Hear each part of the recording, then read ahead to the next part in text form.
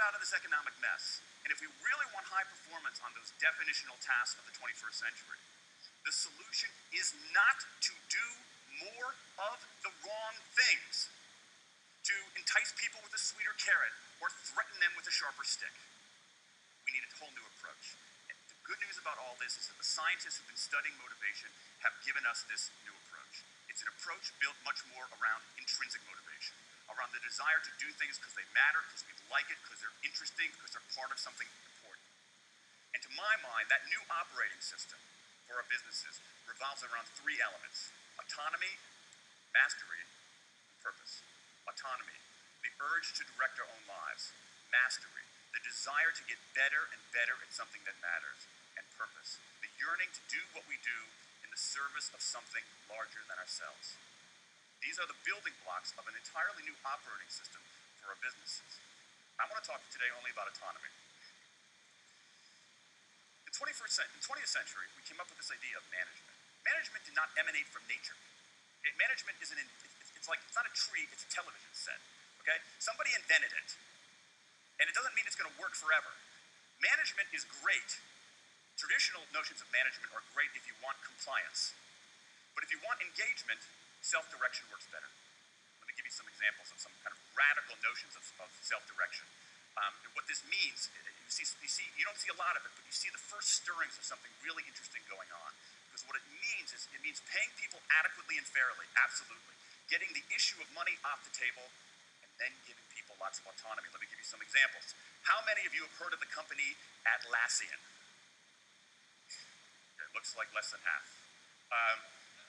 Atlassian is an Australian software company, and they do something incredibly cool. A few times a year, they tell their engineers, go for the next 24 hours and work on anything you want. As long as it's not part of your regular job, work on anything you want. So the engineers use this time to come up with a cool patch of code, to come up with an elegant hack. Then they present all of these stuff that they've developed to their teammates, to the rest of the company, in this wild and woolly all-hands meeting at the end of the day. And then, being Australians, everybody has a beer. They call them FedEx days. Why? Because you have to deliver something overnight. It's not bad. It's a huge trademark violation, but it's pretty clever. That one day of intense autonomy has produced a whole array of software fixes that might never have existed. And it's worked so well that Atlassian has taken it to the next level with 20% time, done famously at Google, where engineers can spend 20% of their time working on anything they want. They have autonomy over their time, their task, their team, their technique. Okay, radical amounts of autonomy. And at Google, as many of you know, about half of the new products in a typical year are birthed during that 20% time. Things like Gmail, Orkut, Google News. Let me give you an even more radical example of it. Something called the results-only work environment, the ROW. Created by two American consultants in place at about a dozen companies around North America. In a row, people don't have schedules. They show up when they want. They don't have to be in the office at a certain time or any time. They just have to get their work done. How they do it, when they do it, where they do it, is totally up to them. Meetings in these kinds of environments are optional. What happens? Almost across the board. Productivity goes up, worker engagement goes up, worker satisfaction goes up, turnover goes down. Autonomy, mastery, and purpose. These are the building blocks of a new way of doing things. Now, some of you might look at this and say, that sounds nice, but it's utopian. And I say, nope. I have proof. In the mid-1990s, Microsoft started an encyclopedia called Encarta. They had deployed all the right incentives. They paid professionals to write and edit thousands of articles. Well-compensated managers oversaw the whole thing to make sure it came in on budget and on time. A few years later, another encyclopedia got started. Different model, right? Do it for fun. No one gets paid a cent or a euro or a yen. Do it because you like to do it.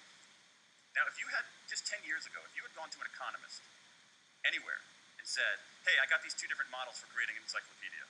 If they went head-to-head, who would win? 10 years ago, you could not have found a single sober economist anywhere on planet Earth who would have predicted the Wikipedia model. This is the titanic battle between these two approaches. This is the Ali Frazier of motivation, right? This is the Thrilla in Manila, all right? Intrinsic motivators versus extrinsic motivators. Autonomy, mastery, and purpose versus carrots and sticks. And who wins? Intrinsic motivation, autonomy, mastery, and purpose in a knockout. Let me wrap up. There's a mismatch between what science knows and what business does. And here's what science knows. One, those 20th century rewards, those motivators we think are the natural part of business, do work, but only in a surprisingly narrow band of circumstances. Two, those if-then rewards often destroy creativity. Three, the secret to high performance isn't rewards and punishments, but that unseen intrinsic drive, the drive to do things for their own sake, the drive to do things because they matter. And here's the best part. Here's the best part. We already know this. The science confirms what we know in our hearts.